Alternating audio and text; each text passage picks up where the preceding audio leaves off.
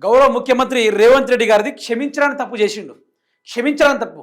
తెలంగాణకు మోసం చేసి ఆంధ్ర ప్రాజెక్టులకు తెలంగాణ రాష్ట్ర హక్కులైన కృష్ణా గోదావరి జిల్లాల నుంచి టీఎంసీలను దొంగతనంగా ఏపీకి వదిలేసే కార్యక్రమాలు చేసిండు. ఈ విషయం తెలుసుకున్న కేసీఆర్ రాబోయే రోజుల్లో ఎక్కడెక్కడైతే అన్యాయం జరుగుతుందో ఆ ఏరియాల సభలు పెట్టి మరి బస్సు యాత్ర నిర్వహించనున్నానని చెప్పేసి ప్రకటన కూడా చేయడం జరిగింది. ఒకవైపు నుంచి కేటీఆర్ పాదయాత్ర, మరోవైపు నుంచి కేసీఆర్ బస్సు యాత్ర మొదలు కావడం జరుగుతుంటే రేవంత్ రెడ్డి గారు దీనికి ముందే అన్ని పర్మిషన్లు చంద్రబాబు నాయుడుకు ఫేవర్గా ఉండేటట్టుగా పనిచేశాడు.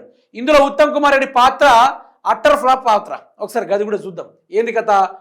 బనకచెర్లకు ఆమోదం, కర్ణాటకలో 3 సీఎంల ఒప్పందం, నావలి విస్తరణకు ఆంధ్రప్రదేశ్ అంగీకారం, పోలవరం బనకచెర్ల కర్ణాటక సమ్మతి, ప్రతిపాదనలకు తలూపిన సీఎం రేవంత్. ఇక త్వరలోనే రాతపూర్వక ఒప్పందం. తెలంగాణకు కాంగ్రెస్ జలద్రోహం, మామూలు ద్రోహం కదా, నేను చెప్తున్నా కదా. అయితే మీరు వినొచ్చు, తెలంగాణ జల హక్కులకు గొడ్డలి పెట్టు లాంటి ఏపీ ప్రతిపాదిత పోలవరం బనకచెర్ల నల్లమల్ల సాగర్ లింక్ ప్రాజెక్టు తెలంగాణలోని రేవంత్ సర్కార్ గ్రీన్ సిగ్నల్ ఇచ్చిందా? ఇటీవల కర్ణాటకలో కేంద్ర జల్ శక్తి శాఖ మంత్రి సిఆర్ పాటిల్ సమక్షంలో జరిగిన భేటీలో 3 రాష్ట్రాల ముఖ్యమంత్రుల ఆ ప్రాజెక్టుపై ఏకాభిప్రాయాలకి రావడం కూడా జరిగింది. అయితే త్వరలోనే రాతపూర్వక ఒప్పందాలు చేసుకోవాలని నిర్ణయించారా అంటే అది అధికార వర్గాలు అవును అని అంటున్నాయి. ఏపీ కర్ణాటక ప్రతిపాదనలకు తెలంగాణ ప్రజలను తుంగలో తొక్కుతున్న రేవంత్ సర్కార్ ఆమోదం తెలిపిందని విశ్వసనీయ సమాచారం ట్రిబ్యునల్ అవార్డు. ఇక్కడ ఉత్తమ్ కుమార్ రెడ్డి పాత్ర చూసుకుందాం. ఉత్తమ్ సంగతి ఉత్తదేనా? మంత్రికి తెలియకుండానే కొడంగల్ నారాయణపేట లిఫ్టు ఎన్ఓసి, సాగునీటి శాఖలో రచ్చ, ఎన్ఓసి వెనుక సలహాదారుడిదే కీలక పాత్ర, ప్రతిపక్షంగానే కర్ణాటకతో చర్చలు, గుట్టుగా రేవంత్ సర్కార్ సమ్మతి. రేవంత్ రెడ్డి చేసిన తప్పు ఇదే అబ్బా. అంటే తెలంగాణ రాష్ట్రానికి కేసీఆర్ గారు గతంలో ఏ ప్రభుత్వాలు అడ్డుపడ్డా కూడా తెలంగాణ రాష్ట్రానికి అన్యాయం జరగొద్దని చెప్పేసి నీళ్లను కొట్లాడి ఆ యొక్క నీళ్లు వృధాగా పోతున్నాయని చెప్పేసి ఏ రాజులకు ఏ రాజ్యాలకు రాని ఆలోచన కేసీఆర్ గారికి రావడం, అందులోనూ కేసీఆర్ గారు తీసుకున్న నిర్ణయాలకు ఇరు రాష్ట్రాల ఒప్పందాల పరంగా ఆ యొక్క కృష్ణా జలాలపైన గోదావరి జలాలపైన కేసీఆర్ గారు సుందిల్లా, అన్నారం, అదేవిధంగా కాళేశ్వరం బరాజు లాంటి పెద్ద పెద్ద బరాజులు కట్టి ఆ నీళ్లు తెలంగాణ రాష్ట్రానికి వచ్చేటట్టు చేస్తే ఈరోజు ఆ నీళ్ళ వాటాలు మనం ఎన్ని నీళ్లు మనం వాడుకున్న తర్వాత ఇతర రాష్ట్రాలు వాడుకోవాలనేది ఒప్పందం. ఇక్కడ రేవంత్ రెడ్డి ఏం చేసిండు?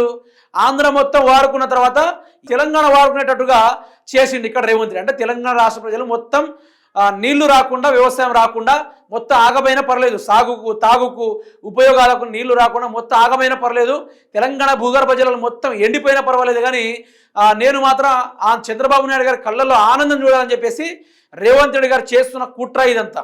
అందుకనే ఈ తప్పుకి సరైన మూల్యం చెల్లించక తప్పదు. రేవంత్ రెడ్డి చేస్తున్న ఇటువంటి అక్రమ దుర్మార్గ పనులకు ఈరోజు చేసిన పని క్షమించరానిది, రేవంత్ రెడ్డిది క్షమించరానిది. కేసీఆర్ మాత్రం ఎట్టి పరిస్థితుల్లో రేవంత్ రెడ్డిని వదలడు. ఈ విషయంలో రేవంత్ రెడ్డిని వదిలితే అందులో ఆలోచన లేదు, వదిలే కార్యక్రమం లేదు. తెలంగాణ కోసం కేసీఆర్ ఎన్ని పాటలు పట్టాడో చూసినారు మీరు. భారతదేశంలో అన్ని రాష్ట్రాల్లో ఒకవైపు ఉంటే తెలంగాణ మొత్తం ఒకవైపు అయిపోయింది. కేసీఆర్ గారి మీద అందరూ కత్తులు నూరే కార్యక్రమాలు చేసిర్రు, కానీ ఒక్క కేసీఆర్ అందరినీ సబ్జెక్టు తోటి కాళ్ళతో తన్నితే ఈరోజు ఒక్కడు కూడా తెలంగాణ గురించి మాట్లాడు పక్కన పెట్టేసి తెలంగాణలో కేసీఆర్ చేసిన అభివృద్ధి కార్యక్రమాలను ఈరోజు వాళ్ళు చదువుకుంటూ వాళ్ళ రాష్ట్రంలో ఇంప్లిమెంట్ చేస్తూ ఉన్నారు. అటువంటి గొప్ప మేధావి గల్లోడు కేసీఆర్. ఈరోజు ఈ విషయం ఎప్పుడో ఆయన గ్రహించుండు. అందుకనే కేసీఆర్ గారు ఫామ్ హౌస్ నుంచి బయటకు వచ్చి 1:19 వీడియో పెడితే దానికి ఉరుకులు పరుగులు తీసుకుంటూ రేవంత్ రెడ్డి వణుకుంటూ ఈరోజు బనకచెర్లకు గ్రీన్ సిగ్నల్ ఇచ్చి రాతపూర్వకంగా కూడా వీరు ఎన్ఓసి రాసే కార్యక్రమాలు చేస్తూ ఉన్నారు.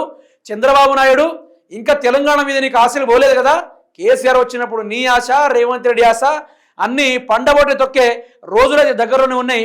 మిమ్మల్ని వదిలే కార్యక్రమం అయితే ఉండదు. ఎట్టి పరిస్థితుల్లో మీరు కలలో కూడా మీరు ఊహించి ఉండరు. ఇక అంత ఘోరంగా ఉంటుంది పరిస్థితి.